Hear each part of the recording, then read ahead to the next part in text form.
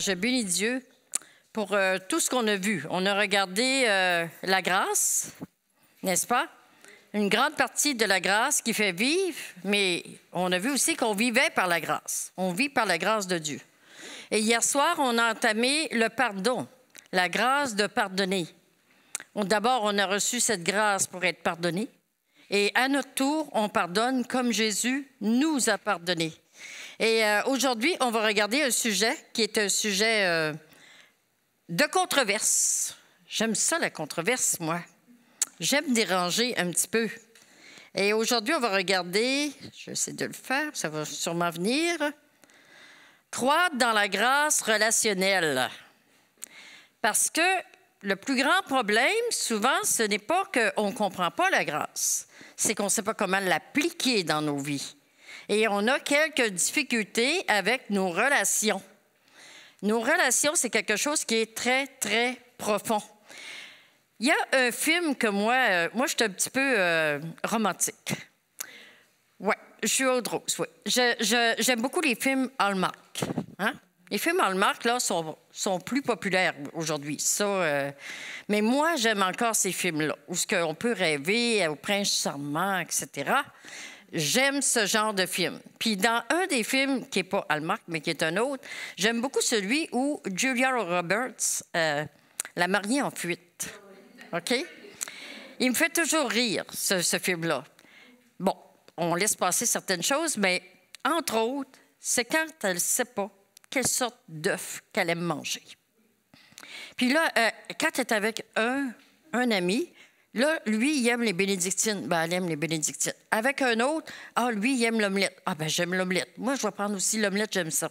Non, un œuf tourné au miroir. Puis là, il y a des choix d'œufs. Hein? Puis à un moment donné, ben là, on a Richard Gere qui arrive puis qui dit « Tu sais même pas quel œuf que tu aimes. » Fait que là, elle se pose la question, puis en dernier, juste avant que ça finisse, on voit qu'elle est là, puis elle dit « Bon, quelle sorte d'œuf que j'aime manger? » Bon, est-ce que c'est lui? Non, j'aime pas ça. J'aime pas ça. Puis quand elle revient pour aller le voir, elle dit « J'aime les œufs bénédictines. » Elle a fait un choix. Mais souvent, nos choix ou nos convictions sont portés vers les convictions des autres et non vers les convictions qu'on a nous-mêmes. Et ça, c'est un danger parce que, d'abord, parce qu'on peut imposer nos convictions aux gens, et là, on peut même les induire en erreur, et perdre de vue leur propre personnalité, et ça arrive souvent, ou on peut, d'un autre côté, être comme un peu mouton et prendre toutes les convictions de tout le monde, puis vouloir plaire aux gens.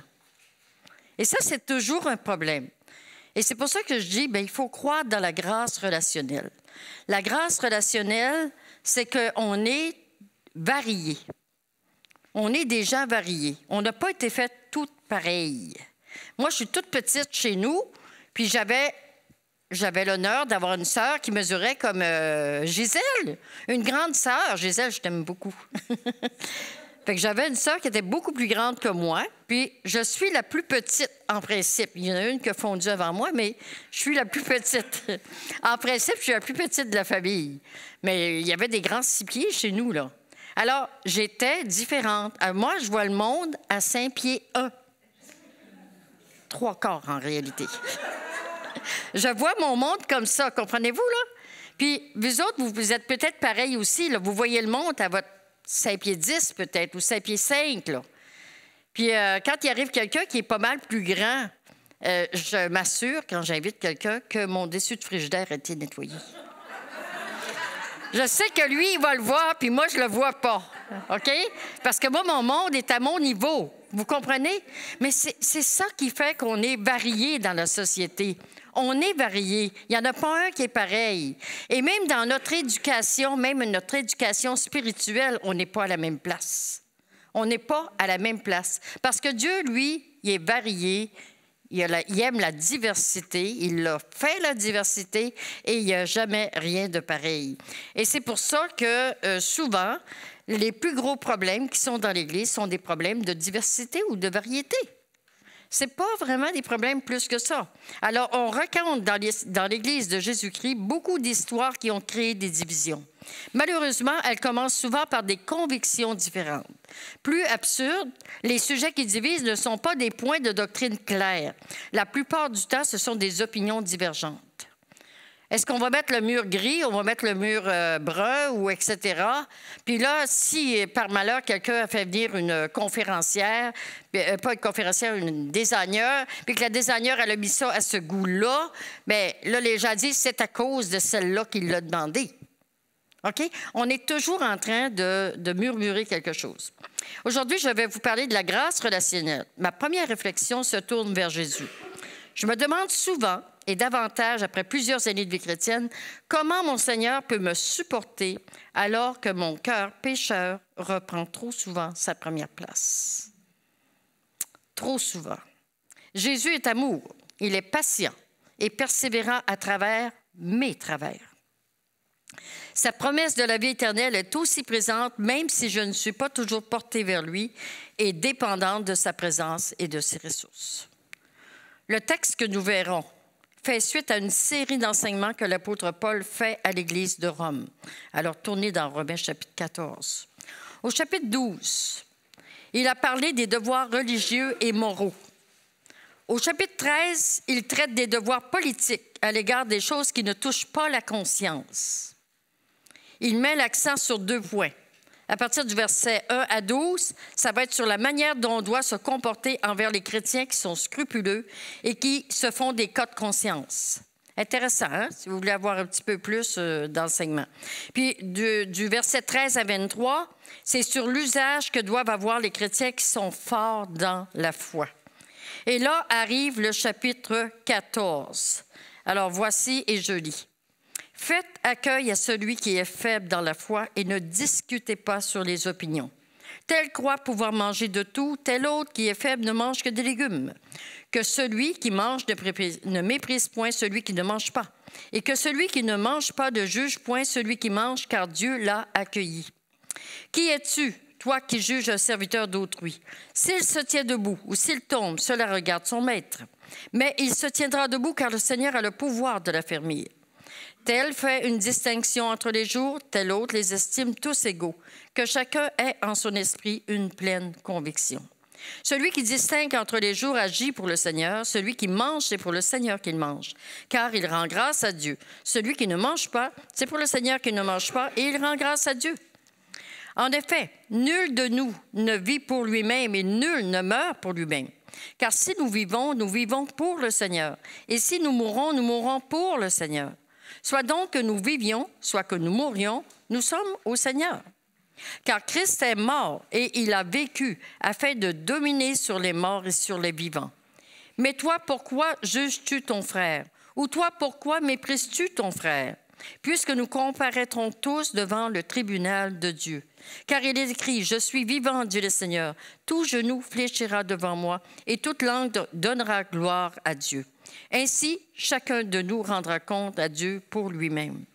Ne nous jugeons donc plus les uns les autres, mais pensez plutôt à ne rien faire qui soit pour votre frère, votre sœur, une pierre d'achoppement ou une occasion de chute. Je sais et je suis persuadée par le Seigneur Jésus que rien n'est impur en soi et qu'une chose n'est impure que pour celui qui la croit impure. Mais si pour un aliment ton frère est attristé, tu ne marches plus selon l'amour. Ne cause pas par ton aliment la perte de celui pour lequel Christ est mort. Que votre privilège ne soit pas un sujet de calomnie. Car le royaume de Dieu, ce n'est pas le manger et le boire, mais la justice, la paix et la joie par le Saint-Esprit. Celui qui sert Christ de cette manière est agréable à Dieu et approuvé des hommes. Ainsi donc, recherchons ce qui contribue à la paix et à l'édification mutuelle. Pour un aliment, ne détruis pas l'œuvre de Dieu. À la vérité, toutes choses sont pures, mais il est mal à l'homme quand il mange de devenir une pierre d'achoppement. Il est bien de ne pas manger de viande et de ne pas boire de vin et de s'abstenir de ce qui peut être pour ton frère ou ta sœur une occasion de chute, de scandale ou de faiblesse. Cette foi que tu as, garde-la pour toi devant Dieu. Heureux celui qui ne se condamne pas lui-même dans ce qu'il approuve. Mais celui qui a des doutes au sujet de ce qu'il mange est condamné parce qu'il n'agit pas par conviction. Tout ce qui n'est pas le produit d'une conviction est péché. Un gros sujet, hein, n'est-ce pas? Et je vais l'entamer d'une manière quand même assez assez calme. Et voici une question que Charles Swindoll, dans son livre, pose. Il dit, « Accroissez-vous la culpabilité des autres ou la diminuez-vous? » Est-ce que dans vos paroles, vous mettez une culpabilité sur les gens ou bien est-ce que vous essayez de ne pas mettre de culpabilité, même d'enlever leur culpabilité? Et l'autre question, avez-vous tendance à promouvoir la liberté des autres ou à la restreindre? Ça, c'est tellement subtil. Ce n'est pas quelque chose qui est clair. C'est quelque chose qu'on fait machinalement de vouloir presque imposer notre façon de vivre, notre façon d'être. Et nous sommes, à quelque part, notre ego est très fort là-dessus. Notre ego prend beaucoup de place dans notre vie. Puis on a tendance que, mon opinion est importante. Et il faut faire attention parce qu'on peut, à un moment donné, imposer une manière de faire qui n'est pas nécessairement la seule manière de faire non plus. Hein? Il y a des opinions qui sont complètement différentes. Je ne sais pas si vous le vivez dans la société à l'heure actuelle, mais il y en a des opinions différentes. Hein? Avec la COVID, là, c'est plein d'opinions. Il y a beaucoup d'opinions. Et quelque part, on est presque visé là, dans cette façon de vivre-là. À mon avis, ces deux questions visent notre propre conscience. Quelles sont nos attitudes à l'égard des autres? Quelles sont nos attitudes à l'égard des autres? Un jour, je parlais avec une sœur, puis j'ai commencé à énumérer des choses négatives concernant une autre affaire. Puis, j'ai été vraiment surprise par la réponse de la sœur. Vraiment. Savez-vous ce qu'elle m'a dit? Voulez-vous le savoir? Non. Elle m'a dit, c'est correct, mais elle dit, moi, ton sujet ne m'intéresse pas.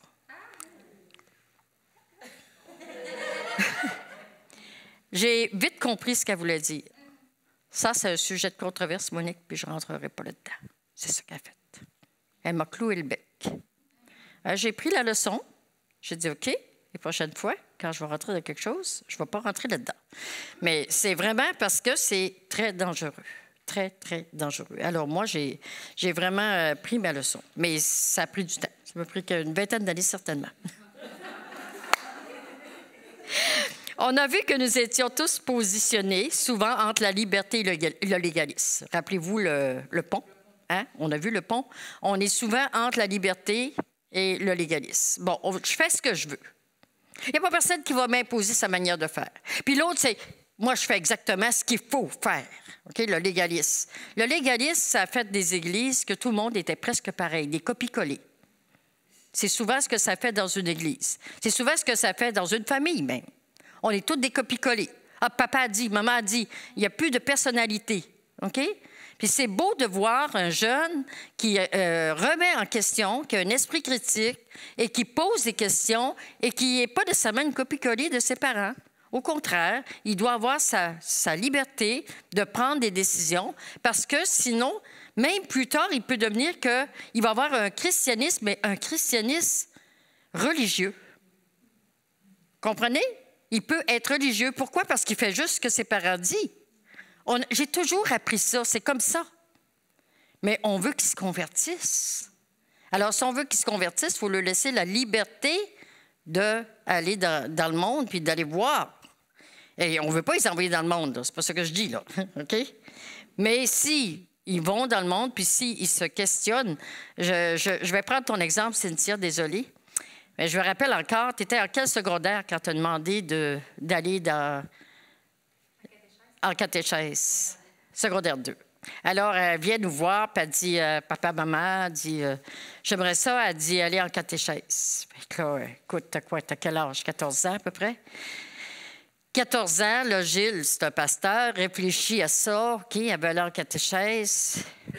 Et je pense que ça va être bon pour elle. Elle va se faire un esprit critique. Elle va aller voir qu'est-ce qui se passe en catéchèse, parce qu'elle pouvait aller à enseignement moral, je pense, à l'époque. Et il dit, non, je pense qu'elle a besoin d'aller faire son esprit critique. Fait qu'elle était là en catéchèse. Mon ami en savait plus que la personne en catéchèse. T'es pas allé l'année d'après, hein? Ils t'ont pas aimé. Ils l'ont pas aimé en partant, puis elle était capable de dire, de reprendre. C'était une sœur religieuse à l'époque. Hein? Elle était capable de reprendre la religieuse, puis lui dire, mais vous savez, c'est ça, il faut laisser l'esprit critique. Fait que souvent, on voudrait comme faire le cocooning, hein? Le cocooning pour que tout le monde ait la même manière de penser, on est bien ensemble. Mais c'est pas ça, parce qu'un jour, il faudra même que ces enfants-là aillent travailler dans le monde.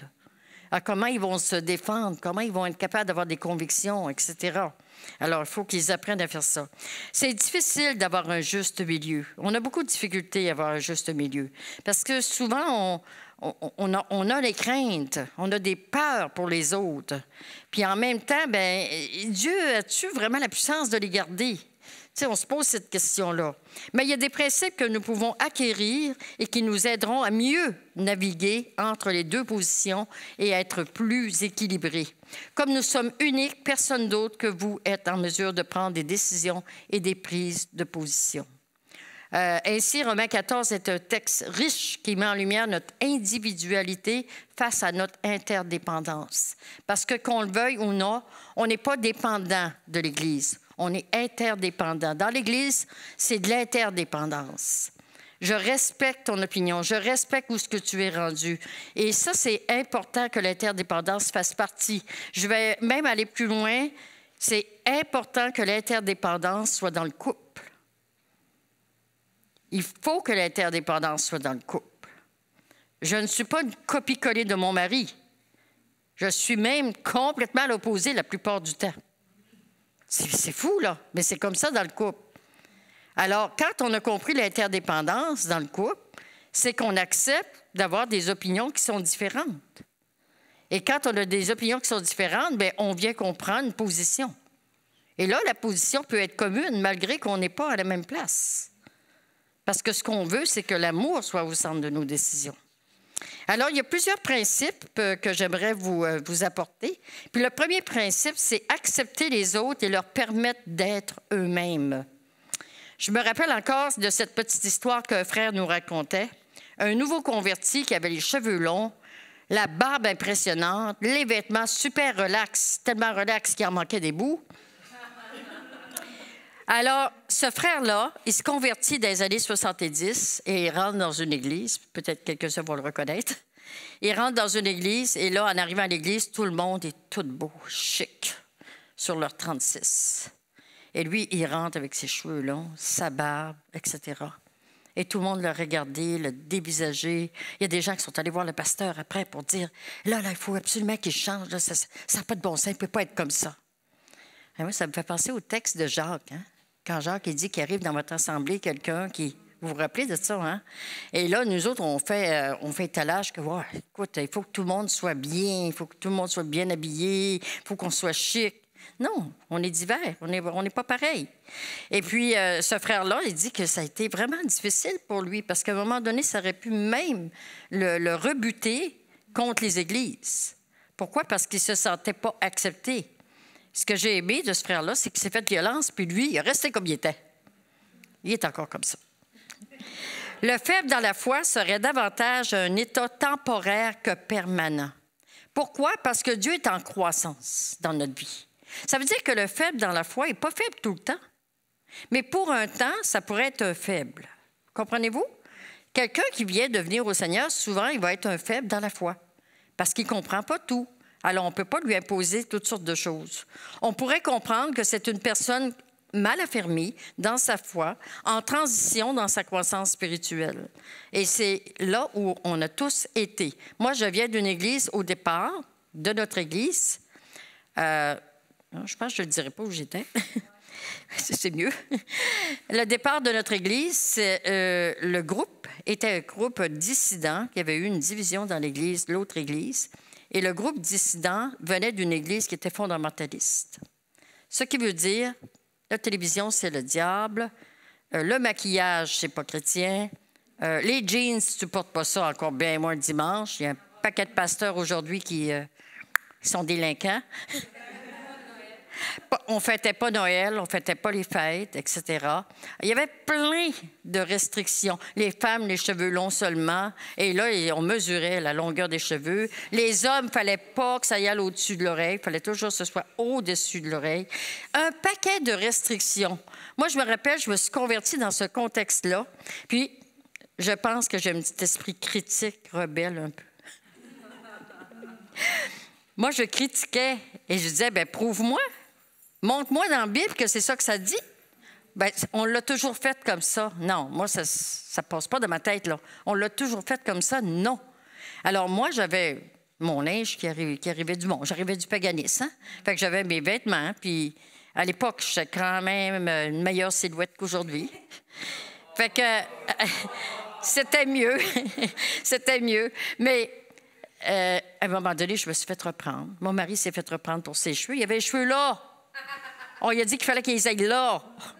Et c'était une grosse affaire.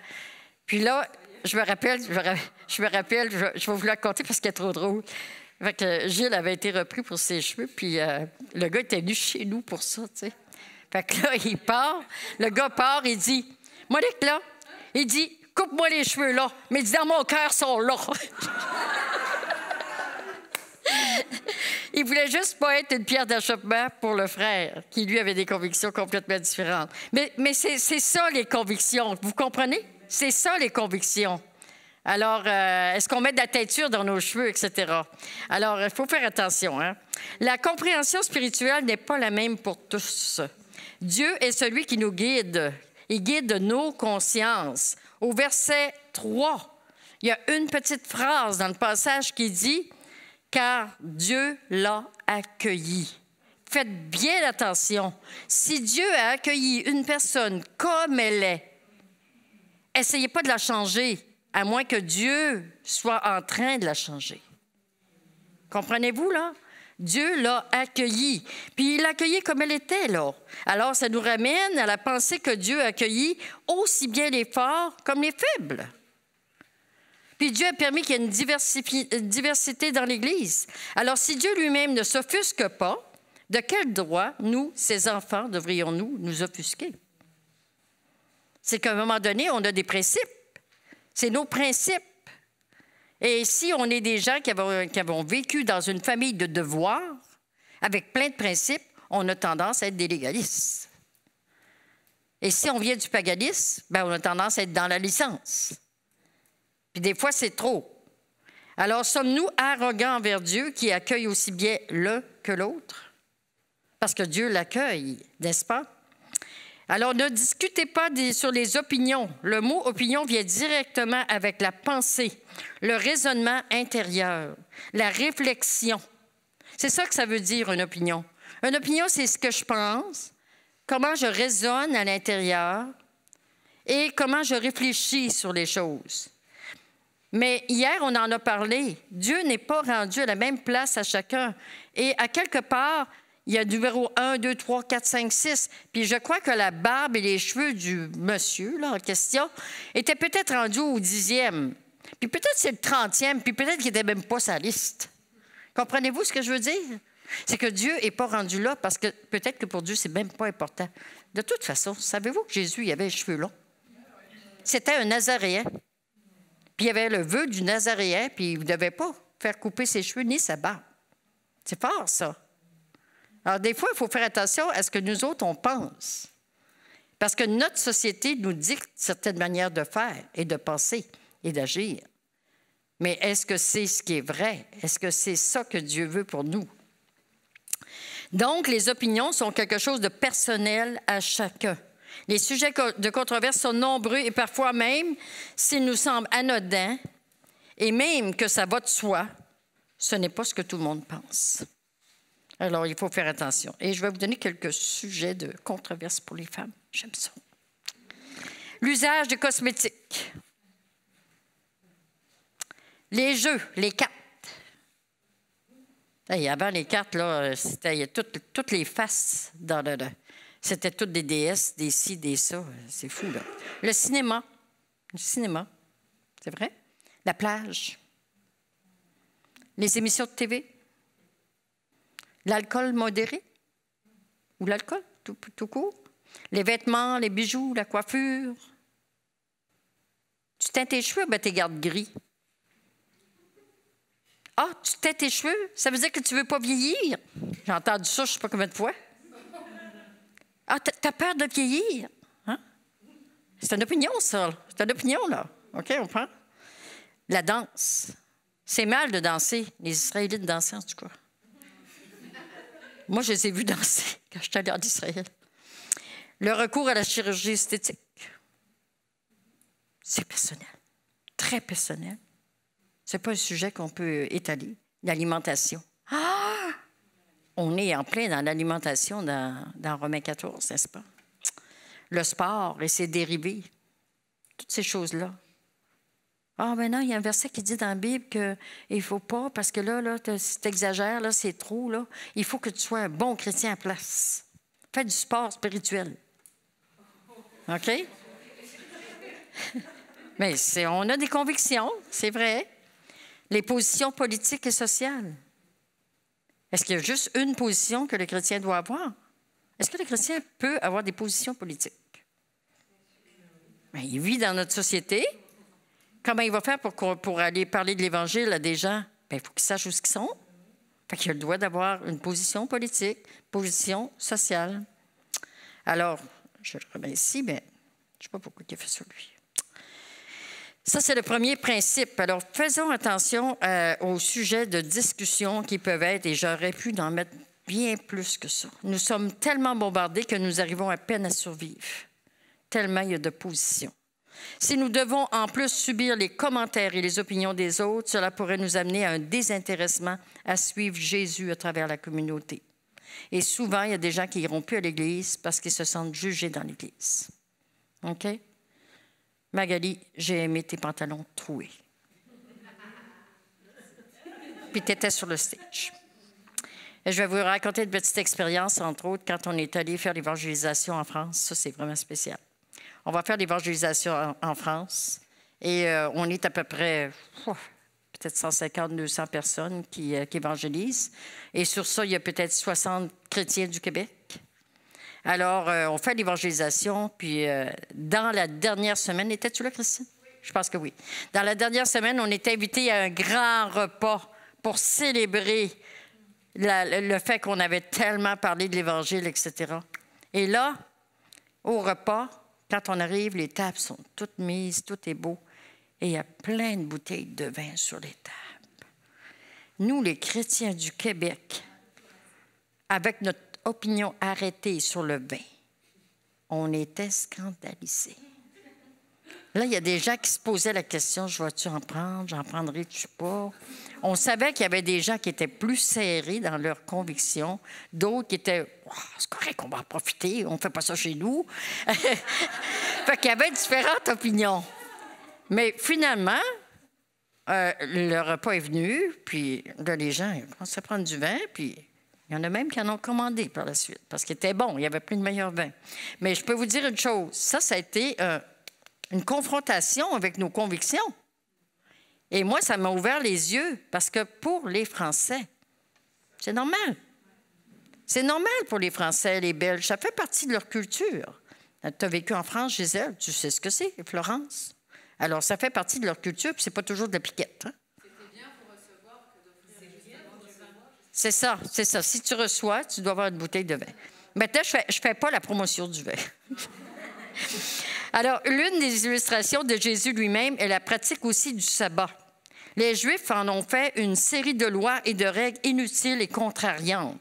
Le nombre de pas que tu dois faire pour te rendre chez vous. Je suis allée en Israël, puis on était ensemble tous les deux. Et à un moment donné, on est dans un hôtel, super bel hôtel à Nathanaël qu'on était. Et on attendait parce que le lendemain, on prenait l'avion. Et c'était la journée du sabbat, le samedi. Mais là, les Juifs, eux, ils réservent les hôtels aussi. Alors, on arrive à un moment donné, puis la porte est ouverte pour l'ascenseur. Moi, je rentre dans l'ascenseur. Je ne peux pas peser ces pitons parce qu'ils se pèsent, eux autres, automatiquement, et ils arrêtent à tous les étages. La porte s'ouvre parce qu'ils ne peuvent pas. C'est une action, peser sur un piton. Oui. Et tu ne travailles pas la journée du sabbat. On a vraiment été impressionnés, mais c'était la vérité. C'était comme ça. Alors, juste pour vous dire que les lois étaient rendues tellement contrariantes, assez que la journée du sabbat, tu ne t'appartiens pas. Tu es comme quelqu'un qui est emmuré. Il y a juste une façon de faire. On choisit le nombre de pas que tu vas faire. Il y avait une synagogue pour les hommes aussi qui était à part. C'était vraiment spécial. Alors, c'est souvent comme cela pour les opinions. Ce n'est pas écrit noir sur blanc dans les Écritures. Ce n'est pas toujours écrit. Le vêtement que vous allez mettre ce matin, ce n'est pas écrit. Mais la façon dont vous allez le mettre, oui. On retrouve des principes sur lesquels on peut baser nos convictions. Une personne ne pêche pas envers moi si elle voit les choses différemment. Surtout si je ne peux pas l'appuyer bibliquement. Okay? C'est toujours l'Écriture a toujours autorité. Puis c'est ça qu'il faut faire attention, c'est qu'à quelque part, c'est l'Écriture qui a autorité. L'autre chose, c'est que Dieu est notre juge et notre guide. Toute la question est résumée par l'autorité de Dieu. Il est celui qui juge les pensées des cœurs. Cette partie ne m'appartient pas. J'ai dit hier de ne pas faire de procès d'intention envers les gens. Ah, je suis sûre que c'est ça. Ah, je suis sûre que... Combien de fois on s'est trompé? On n'a même pas été voir les faits. On s'est trompé, puis on a pris pour acquis certaines choses qui n'étaient pas là. Alors, cette partie ne m'appartient pas, c'est un territoire privé. Est-ce que dans ce monde, on peut garder quelque chose de privé? Même alors, là, ce qu'on vit à l'heure actuelle, là, il y a une atteinte à la vie privée, une grande atteinte à la vie privée. OK, on l'accepte parce qu'on est des enfants de Dieu puis qu'on veut être soumis aux autorités. Mais c'est toujours ce danger d'imposer des façons de faire et d'aller contraindre la personne. C'est vraiment dangereux. De plus, mes opinions ne feront aucun effet sur l'autre parce que Dieu n'est pas rendu là dans sa vie. Si je crois que Dieu est tout-puissant et souverain pour moi-même, bien, il est aussi pour les autres. Dieu va lui montrer quand ça va être le temps. Okay? En son temps, Dieu affermira cette personne et elle verra les choses autrement parce que la maturité va s'installer dans son cœur ainsi que la connaissance de Dieu. Et plus je vais connaître Dieu, plus je vais être en relation avec Dieu, plus ma façon de faire va changer. Mais au point de départ, ne demandez pas à quelqu'un qui vient de se convertir d'être ce que vous êtes après 40 ans de vie chrétienne. Et c'est là qu'il y a le danger dans une église, entre autres, c'est qu'à un moment donné, il y a des gens, plutôt qu'accueillir, ils vont rebuter la personne va s'en aller, tout simplement. Mais ce qu'on veut, c'est que les gens se convertissent. Refusez de m'introduire dans cette œuvre de Dieu, du verset 5 à 8. On a dit que c'est l'œuvre du Seigneur. Ici, l'apôtre Paul met un accent encore plus fort et passe de la viande sacrifiée aux idoles à un autre sujet de divergence parmi les croyants de Rome, les jours de fête. Alors, les jours de fête, c'était quelque chose de grand parce que, regardez toutes les fêtes qu'il y avait dans le paganisme. C'était plein de fêtes dans le paganisme. Et il y avait beaucoup de fêtes aussi chez les Juifs. Alors, chacun avait ses fêtes, chacun avait sa manière de faire. Même, il y a un livre qui, je pense, qui est plus sur le marché, il s'appelle « Les deux Babylones » et qui relate justement l'histoire de toutes nos fêtes. Et Noël, ce n'est pas la naissance de Jésus, tout le monde le sait. On le sait que le Seigneur Jésus est venu au monde au printemps. On sait tout ça. Et on sait aussi que ce n'est pas la naissance de Jésus, mais parce qu'on a dit que Jésus était la lumière du monde, bien, on a pris la journée la plus noire, le 25 décembre en général, mais souvent c'est le 21. On a pris la journée la plus noire pour en faire une fête de la lumière du monde. OK? Alors, c'est une fête, mais en réalité, c'est une fête païenne, le solstice d'hiver. Eux autres, ils célébraient ça. Alors, ça a été transporté par des chrétiens, et les chrétiens ont dit, nous autres, on va fêter Jésus. Bon, on est contents parce qu'on a une belle fin de semaine, un beau congé. Mais il y avait des divergences au sujet des fêtes. Puis pour les Juifs, il y avait des jours qui étaient sacrés, comme le sabbat, et les fêtes instituées dans l'Ancien Testament. Mais en même temps, les païens vivaient ça. Et on est à Rome. À Rome, il y a des Juifs, puis il y a des païens, les deux. Il y en a qui viennent du paganisme, puis il y en a qui viennent des Juifs. Alors, le conflit était d'autant plus fort que Juifs et non-Juifs vivaient leur foi ensemble avec des traditions différentes. Et c'est la même chose pour nous autres, hein, parce qu'on vit avec aujourd'hui, on est plus cosmopolite. Je dirais que si vous êtes dans une région comme Montréal, il y a des gens qui viennent de tous les milieux. Tous les milieux, de toutes les...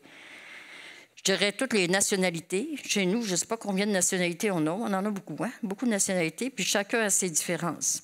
Alors, Paul demande que chacun ait une pleine conviction. Il ne conseille pas d'abandonner leur tradition, mais que chacun ait en son esprit une pleine conviction. Si tu observes une fête, bien, fais-le avec conviction. Fais-le pas parce que tu as toujours fait ça. Alors, tu peux avoir un esprit critique et questionner. Est-ce que c'est correct ou pas correct ce que je fais? Est-ce que ça convient? Et John MacArthur l'exprime comme ceci. Je ne sais pas si je l'ai écrit. Je pense que oui. Non, je ne l'ai pas écrit. Alors, ne transigez pas avec votre propre conscience afin de vous conformer à la conscience d'un autre croyant et ne tentez pas d'amener un croyant à transiger avec sa conscience afin de se conformer à la vôtre. C'est fort. Comprenez bien l'expression? Autrement dit, on va le dire dans un langage plus simple. Tu penses d'une manière, bien, je ne vais pas t'imposer ma manière de penser. Je peux te l'expliquer, mais je ne vais pas le faire. Et la même chose aussi, ma manière de penser ne doit pas être exposée d'une manière à convaincre l'autre pour qu'il change sa manière de penser. C'est un travail qui se fait sur un long terme. Dans 1 Corinthiens 8, 9 et 12, c'est un autre beau passage qui nous explique justement cette notion-là. Alors, il est dit, « Prenez garde toutefois que votre liberté ne devienne une pierre d'achoppement pour les faibles. Car si quelqu'un te voit, toi qui as de la connaissance, assis à table dans un temple d'idole, sa conscience à lui qui est faible ne le portera-t-elle pas à manger des viandes sacrifiées aux idoles? Et ainsi le faible périra par ta connaissance, le frère pour lequel Christ est mort. En péchant de la sorte contre les frères et en blessant leur conscience faible, vous péchez contre Christ. C'est pourquoi si un aliment scandalise mon frère, je ne mangerai jamais de viande afin de ne pas scandaliser mon frère. » Et là, on parle de la viande sacrifiée aux idoles. Okay? Il y avait quelque chose qui était attaché à l'idole. On ne parle pas de la viande aujourd'hui, ni des végétariens, végétaliens, etc. C'est pas ça qu'on dit. Ce qu'on dit ici, c'est plus le principe que si tu manges, par exemple, aujourd'hui, on pourrait même penser à ça parce qu'il y a quelque chose avec la viande halal. La viande halal, la façon qu'elle est faite, il y a un attachement à l'idolâtrie. Alors, est-ce que nous autres, on mange du halal ou on n'en mange pas? Est-ce que ça nous dérange ou ça ne nous dérange pas? OK? Alors, certains vont dire, moi, je n'en prends pas parce que il y a quelque chose de diabolique là-dedans. Tu sais, les gens peuvent avoir toutes sortes de manières de penser, puis d'autres vont dire, c'est de la viande, après tout. Elle est bonne, elle est bien organisée. On est tellement différents. Et le troisième principe, un seul et même juge, du verset 9 à 13. Pas besoin de vous rappeler que seul Dieu peut juger parfaitement. Tous au même niveau. Au verset 9, il est dit, « Car Christ est mort et il a vécu afin de dominer sur les morts et les vivants. » La domination, ça ne m'appartient pas. Elle appartient à Jésus. Celui qui domine sur mes frères et sur mes sœurs, c'est Jésus. C'est pas moi. Vous avez à vous plaindre? Allez voir Jésus. C'est lui le chef, c'est lui le boss. OK? C'est lui qui va faire le travail dans la vie de la personne. Puis moi, je ne pourrais rien rajouter là-dessus. Alors, on pourrait aussi dire le dominion, parce que le dominion, c'est l'autorité suprême, qui s'apparente plus au roi, par exemple. Alors, Jésus, il est le roi. Il est mon roi, il est ton roi. C'est lui qui règne. Il a la suprématie sur chacun de nous. Par conséquent, nous ne pouvons pas assumer sa responsabilité, même si cela choque certaines de nos convictions. Ce n'est pas parce que moi, ça me choque que je dois l'imposer à l'autre. Passe donc par l'intermédiaire, Jésus. OK? Peut-être ça te choque. Puis peut-être que tu n'es même pas capable, quand tu rentres dans un certain sujet, là, ça monte, là, puis là, tu as une agressivité, là, puis tu te retiens pour ne pas blesser l'autre, etc. Parce que plusieurs chicanes viennent plus de là que d'ailleurs. Et sais-tu quoi? Rentre pas dans les sujets, tout simplement. Fais comme la sœur me dit, là. Alors, par conséquent, nous ne pouvons pas assumer sa responsabilité, même si cela nous choque. Jésus est patient et il a le temps pour interagir dans nos vies. Et il a vraiment du temps. Voici quelques raisons pour lesquelles nous ne devrions pas intervenir dans la vie des autres. Est-ce que je les ai écrits? Non, J'aurais dû les écrire. La première, c'est « Nous ne connaissons pas tous les faits ». Il faut faire attention. Nous ne connaissons pas tous les faits. Une fois, je me rappelle encore, quelqu'un m'a dit « Hey, ça n'a pas d'allure, telle chose. » Puis, à un moment donné, j'ai dit à la personne « Mais si tu l'avais vu il y a 10 ans, là, tu dirais c'est un miracle de l'avoir là. » Pas si vous comprenez, là, mais la croissance n'était pas à un niveau, était pas au niveau que la personne voulait, mais était à un certain niveau qu'à comparer à ce qu'elle était, wow! Il y a du changement extraordinaire. Alors, on ne connaît pas tous les faits, on ne sait pas d'où la personne arrive, qu'est-ce qu'il a construit en tant que personne. Nous sommes incapables de discerner aussi les motifs. Les motifs, ça ne nous appartient pas. Moi, je ne peux pas discerner les motifs. Pourquoi tu as fait telle chose? Pourquoi tu as dit telle affaire? Pourquoi tu t'es chicané avec telle personne, etc. Je ne sais pas. Je ne sais pas. Il y a des choses que... C'est pour ça que je comprends très bien quand Jésus dit « Non, c'était quelque chose contre quelqu'un, va le voir lui. » Je comprends parce que c'est juste eux autres, entre eux autres, qui ont des motifs. C'est pas moi. Moi, pourquoi je réglerais ça? Une tierce personne, j'attrape les oreilles du chien puis je me fais mordre par le chien. Non, ça ne m'intéresse pas. L'autre, il nous est impossible d'être totalement objectif. Pourquoi? Parce qu'on est subjectif dans notre tête. OK? On a nos opinions. On a notre manière de penser. La pire chose, c'est quand on est un groupe ensemble, puis là, il y a une personne qui arrive avec une chose complètement différente, puis toutes les autres sont toutes pareilles. Puis là, tout le monde se met sur la personne pour essayer de la convaincre. Il y a des molisses. Il y a des molisses. Et ça, c'est un danger. Nous n'avons pas non plus la vue d'ensemble. On ne voit pas tout le grand plan. C'est important de voir le grand plan. Et ça, c'est une chose qu'on ne voit pas. Et l'autre chose, certaines choses nous échappent. Il y a des choses qui nous sommes... On n'a juste comme pas arrêté sur ça. Peut-être qu'on comprendrait mieux les gens quand ils arrivent à certains niveaux en disant, bien, ça, je ne savais pas ça de toi. Mais les gens, une chose que je remarque, c'est que les personnes, des fois, ne sont pas capables de bien s'expliquer. Ils vont dire des choses, mais ils ne disent pas le plus profond. Dans le sens que le plus profond, c'est quelque chose qui est tellement privé que la personne ne le dira pas. Puis plus tard, la personne va le dévoiler, puis tu vas dire, bien, si tu m'avais dit ça, je n'aurais pas réagi comme ça. Je suis vraiment désolée. Vous comprenez? Ça arrive souvent, hein? Ça arrive souvent. Parce que pourquoi? Parce qu'il y a des éléments qui nous échappent. Pourquoi tu as fait ça de cette manière? Ou pourquoi tu as cette telle conviction? Puis là, on voit que les convictions viennent du fait que des fois, c'est sa défensive, des fois, c'est parce qu'on veut contraindre quelque chose, etc. On ne connaît pas tout ce qui se passe dans la vie de la personne. Et l'autre, nous avons des préjugés, des perspectives faussées. Puisque nous sommes des pécheurs, on a des perspectives qui sont faussées. Souvent, on regarde les choses juste d'un angle. Il faut les regarder dans un autre angle. Nous sommes nous-mêmes imparfaites et inconséquentes. Combien de personnes pourraient nous dire « Tu devrais faire ci, tu devrais faire ça. » Hein? Va pas. Combien de personnes nous disent quoi faire? C'est un sujet de controverse, là. Non, c'est un sujet qui me fait rire. Mais parce que la conviction d'une personne n'est pas la même pour chacun. Puis c'est vrai que des fois, vous pouvez avoir raison même dans quelque chose, mais vous ne pouvez jamais l'imposer. Jamais. Vous pouvez le suggérer.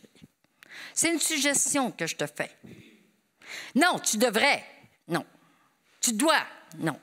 Doit, devrait, enlever tous ces mots-là. OK? Ça ne fait pas partie du vocabulaire de nos relations. Nos relations, c'est des suggestions. Il me semble que selon ce que tu me dis, hein? Il me semble que selon ce que tu me dis, si j'ai bien compris, OK? Il faut toujours être sage dans ce domaine-là. Et ce n'est pas toujours facile, parce qu'il y a une petite voix en dedans qui fait « Hey, dis-lui ce que tu sais. » OK? Un autre aspect important à considérer est que nous devrons tous comparaître devant le tribunal de Christ. 1 Corinthiens 3, 12, 15, et je ne l'ai pas mis dans mes notes, mais c'est très intéressant. C'est vraiment le passage où il dit qu'on devra tous comparaître devant le tribunal. Le tribunal, ici, ce n'est pas le jugement en passant, parce que le tribunal est associé non au jugement, mais il est associé au fait qu'on va avoir nos récompenses, on va avoir notre résultat d'une certaine manière. Alors, un jour, oui, nos œuvres vont être jugées. Alors, de quelle manière on les a fait? Et on va tous comparaître. Alors, fais attention, parce que si tu as imposé des manières de faire aux autres, puis tu t'es trompé, littéralement, ça aussi, ça va paraître. Le verset 13 nous dit de faire attention de devenir une pierre d'achoppement. Il dit, pensez à ne rien faire qui soit. Puis dans le mot penser, le grec ramène à l'idée de juger selon le bien ou le mal, de sélectionner. Faites attention de ne pas sélectionner. Okay? On pourrait aussi dire, est-ce que cela apportera quelque chose de bien à l'autre ou l'amènera-t-elle à la rébellion? Est-ce que mon intervention va faire plus de rébellion dans la vie de la personne ou bien est-ce que mon intervention va lui apporter du bien? Ça aussi, c'est important. OK? Souvent, j'aime beaucoup quand quelqu'un dit, moi, je te donne une suggestion, mais fais ce que tu veux, c'est toi qui prends la décision. J'aime ça. J'aime ça parce qu'on laisse la personne avec sa propre autorité. On n'est pas des robots, et je le dis depuis le début, on n'est pas des copies-collées. On est divers, on a différentes opinions. Il y a plusieurs histoires de chicanes de famille, de société, au travail et d'églises qui, malheureusement, ont débordé en rancune et en actions disgracieuses. Pourquoi? L'Église est un terrain propice et Paul a bien fait de nous mettre en garde parce que c'est une des places où il y a le plus de relations. Nos attitudes sont importantes. Ainsi, ce texte est réfléchi et nous amène au cœur du problème qui est notre propre cœur. Parce que le cœur du problème, ce n'est pas le problème, c'est nous. OK? C'est notre cœur. De quelle manière on fait les choses. Aussi, ce texte est réfléchi. Même les pasteurs et les anciens doivent faire attention dans leur intervention. Le danger de l'acceptation de personnes est toujours présent ou l'exclusion d'une personne. Jacques a aussi parlé à ce sujet. On juge d'une manière et d'une autre selon le statut social et économique. On a vu ce problème-là, par exemple, avec le riche qui arrivait et qu'on y fait la première place. Okay? On fait une exception de personne. Ou on a vu encore souvent aussi qu'une personne, ouais, on la regarde dans le monde, on dit tellement, tellement extraordinaire. Je suis sûre que si ce gars-là se convertit, ça va devenir un pasteur. Peut-être que Dieu ne l'appellera jamais être pasteur. Ça, c'est ton opinion à toi. Mais Dieu ne travaille pas comme ça. Dieu choisit les choses faibles du monde, ceux qu'on ne voit pas en général, ceux qui n'ont pas d'éclat, parce qu'il veut faire éclater sa gloire à travers ces gens-là. Et c'est souvent les gens de rien que Dieu a pris, autant avec ses disciples. Avec ses disciples, il a pris des gens de rien et il en a fait quelque chose de glorieux. Parce qu'il y a une chose dans la personne qui n'a rien, c'est que le Saint-Esprit peut tout mettre. Mais quand on est plein de nous-mêmes, le Seigneur va voir qu'il vide. Il vide notre trop-plein de nous autres. Le quatrième principe, le dernier, rechercher le royaume de Dieu. Verset 14 à 23. L'apôtre Paul donne sa propre conviction au verset 14. L'individualité de nos convictions. Il se rapporte à lui-même. L'amour est au centre de nos actions. Et au verset 14, il dit, « Je sais et je suis persuadé par le Seigneur Jésus que rien n'est impur en soi et qu'une chose n'est impure que pour celui qui la croit impure. » On a vu le même texte tantôt dans Corinthiens. Alors, autrement dit, c'est une question de conscience. Puis Paul est en train de dire, la question de conscience, c'est impur pour celui qui croit que c'est impur. Vous vous rappelez de ce passage de l'apôtre Paul quand il dit que lui était eunuque? Il ne veut pas imposer, il dit, vous devriez tout être comme moi. Mais il dit, à chacun, la grâce de Dieu a été donnée. C'est fort, hein? À chacun. Et il revient à l'individualité. Il veut que les gens se marient, mais d'un autre côté, le préférable, c'est de ne pas se marier. Comme les femmes, rendues à un certain âge, peu importe. Non, c'est mieux que tu restes célibataire. Et c'est sa conviction à lui. Mais il ne l'impose pas. Mais il dit, si tu te maries, marie-toi dans le Seigneur, par exemple. Ça, c'est clair. OK? Fait qu'on prend les passages qui sont clairs et non ceux qui ne sont pas. Alors, l'amour doit être au centre de nos actions. Ma marche chrétienne doit être motivée par l'amour de Dieu dans ma vie. En aucun temps, un chrétien devrait quitter l'Église et même abandonner pour un temps sa marche avec Dieu pour une question d'opinion. J'espère que jamais on va scandaliser quelqu'un pour une question d'opinion. parce que Dieu n'est pas rendu là dans sa vie, tout simplement. On ne parle pas ici de péché, là. Il y a des choses claires dans la Bible pour lesquelles l'Église doit apporter la discipline. De plus, cela doit être fait par les anciens principalement. À un moment donné, j'ai eu une discussion avec des pasteurs. Certains pasteurs pensaient que si quelqu'un venait à l'Église et qui n'était pas marié, puis qui fréquente l'Église pendant un bout de temps, puis ne sont toujours pas mariés, bien, là, on devrait les mettre dehors parce qu'on voit qu'ils sont nés de nouveau, mais ils n'obéissent pas au Seigneur, puis ils vivent encore ensemble. OK. Beau sujet, hein? Puis, d'autres pasteurs disaient, non, avec le temps, ils vont comprendre les Écritures, ils vont venir nous voir, puis on ne va pas les mettre dehors parce qu'on est en train de les instruire, puis ils grandissent. Alors, ça, c'est une question d'opinion ici. La Bible est claire. Ils ne deviendront probablement pas membres, tant qu'ils ne mettront pas le vie en règle. Mais on ne va pas les mettre dehors non plus. Vous voyez les zones grises? C'est très, très difficile à gérer. Alors, on a toujours ce langage-là qui... OK, le pasteur a décidé qu'il faisait ça comme ça. Bien, peut-être que le pasteur est dans l'erreur, puis peut-être que son erreur va lui apprendre quelque chose. Est-ce que je suis toujours en train de dire que c'est mal, c'est bien, etc.? C'est compliqué. Tout est compliqué. Alors, il y a des choses, par exemple, que quand on arrive dans ces zones grises-là, bien, tantôt, je vous l'ai dit, on a un intermédiaire. On s'en va vers l'intermédiaire, on va voir Jésus, puis on dit au Seigneur Jésus, « Seigneur, moi, je ne comprends pas, puis je te prie pour ce couple-là, ou je te prie pour cette situation-là. Puis j'aimerais ça voir, Seigneur, que tu fasses quelque chose avec ça. » On n'en parle pas aux autres, hein? Pas de placotage. On fait ça devant Dieu, et là, on met ça devant Dieu, et Dieu va agir. Mais des fois, ça prend du temps. Parce que la personne n'est pas rendue là dans sa marche chrétienne. Alors, il faut faire attention à ce qu'on dit. Et idéalement, toutes ces questions de personnes qui ne sont pas mariées ensemble, des choses comme ça, laissez ça aux anciens. C'est bien moins compliqué. OK? Bien moins compliqué. L'autre chose, c'est nos privilèges. Pas un sujet de calomnie, versets 16 et 17. Car le royaume de Dieu s'élève bien au-dessus de nos petites pratiques. Plusieurs commentateurs recommandent de garder nos privilèges pour nous. Les privilèges que toi, tu as là, c'est pas péché, c'est correct ce que tu fais, garde-le pour toi. Si dans une discussion, vous vous rendez compte qu'une certaine chose qui n'est pas péché, comme telle, est chatouilleuse pour quelqu'un d'autre, vous devez considérer la conscience de cette personne et vous abstenir d'en parler ou de le pratiquer en sa présence. Nous ne sommes pas tous arrivés à la même place. Alors, s'il y a des sujets de controverse, par exemple, avec certaines personnes, puis tu vois comment ça commence à monter, puis ça pourrait même scandaliser. Alors, on n'en parle pas, on coupe ça court et on ne donne pas notre opinion. Ce n'est pas important. La personne n'est pas prête à recevoir mon opinion, de toute façon. Mais si la personne est intéressée à mon opinion, ça, c'est autre chose. Comprenez, là? L'autre chose qui est importante, c'est la définition du royaume de Dieu en nous, verset 23. Au verset 17, il dit, c'est la justice, la paix et la joie par le Saint-Esprit. Ça, c'est le royaume de Dieu en nous. OK?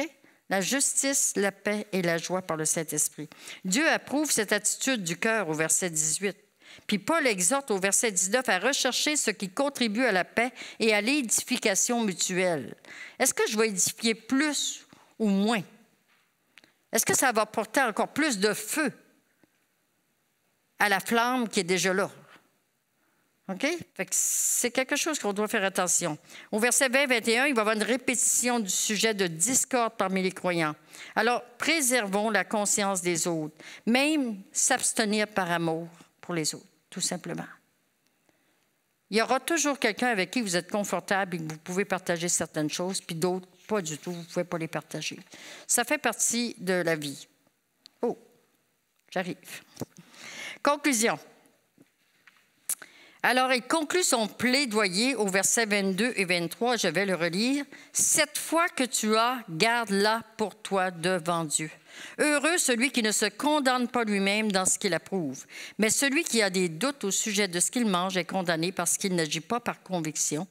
Tout ce qui n'est pas le produit d'une conviction est péché. » Ici, vous allez me dire, le sujet, c'était plus sacrifier aux idoles, les fêtes. Non, ici, il dit tout. Tout ce qui n'est pas le produit d'une conviction c'est péché. Dans le doute, abstiens-toi, tout simplement. Est-ce que je devrais faire telle chose, ou telle affaire, telle affaire? Ben, tu doutes, tu n'es pas encore en pleine conviction. Ben, fais-le pas, bouge pas. Parce que si tu fais quelque chose puis tu n'es pas convaincu, ben, tu vas accuser qui après? Ceux qui te l'ont imposé, ceux qui t'ont dit de le faire, etc. Ah, vous n'auriez pas dû, regarde comment je suis rendu, puis regarde ce qui est arrivé par la suite, puis etc. Non, on ne veut pas faire ça non plus. Alors, il conclut son plaidoyer. Cette foi que tu as, garde-la pour toi devant Dieu. Moi, j'aime beaucoup ça parce qu'il y a des affaires que j'ai prises, des décisions dans ma vie, puis je les ai prises devant Dieu. J'ai dit, Seigneur, moi, je suis rendu là. Parce que je sentais cette contrainte que tout le monde m'envoie des affaires puis ils me bombardent, surtout quand j'étais plus jeune chrétienne. Puis à un moment donné, je voulais avoir ma propre conviction à moi. Par exemple, le maquillage, les cheveux, toutes ces choses-là. Il a fallu que je me confronte. Puis à un moment donné, j'ai dit au Seigneur, moi, c'est comme ça que je vois ça. Et le Seigneur n'a pas changé mon idée. Fait que je dois avoir une bonne conviction, ça devrait être correct. Alors, ma relation avec Dieu est plus importante que ma relation avec les uns et les autres. Nous devons être un livre ouvert devant Dieu et être en mesure de lui partager nos convictions tout en lui demandant, comme le psalmiste a dit dans le psaume 139, « Sonde-moi, ô Dieu, et connais mon cœur. Éprouve-moi et connais mes pensées. Regarde si je suis sur une mauvaise voie et conduis-moi sur la voie de l'éternité. Sonde-moi, ô Dieu, et connais mon cœur. Éprouve-moi et connais mes pensées. » Seul Dieu peut aller aussi loin dans nos vies. Il a la puissance de lire dans nos pensées et il connaît parfaitement nos motivations. En même temps, j'aimerais vous encourager à ne pas devenir inquisiteur envers vous-même. Ce qui est beau dans ma relation avec Dieu, c'est qu'elle est graduelle. Il y a une croissance. Des fois, on devient tellement inquisiteur envers nous-mêmes qu'on est toujours en train de se condamner et de se sentir coupable. Et ça, ce n'est pas ça que le Seigneur nous a appelés. Le Seigneur nous a appelés à la liberté, être libre à l'intérieur. Il nous a appelés à avoir la paix. Il nous a appelés à avoir la joie.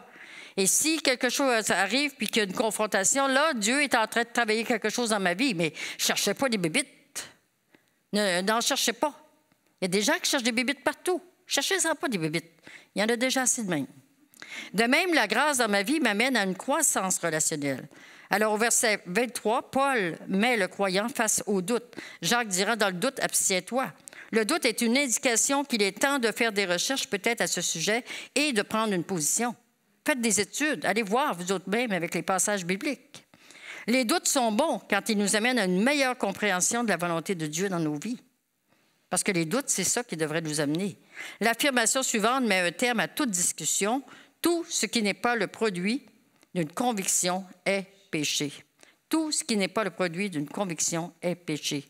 Et dans 1 Corinthiens 8, il le confirme, 1 Corinthiens 8, 1. C'est la première mention du mot péché. Tout au long de son exposé, Paul omet le mot péché. Tout le long qu'il a parlé dans Romains 14, on ne voit pas le mot péché, on voit le mot conviction. À la fin, il dit, tout ce qui n'est pas le produit d'une conviction est péché. Fait que là, tu pèches quand tu n'es pas convaincu que tu fais quelque chose. Pourquoi? Parce que tu es presque en désobéissance avec toi-même. OK? C'est ça, là, le point de vue.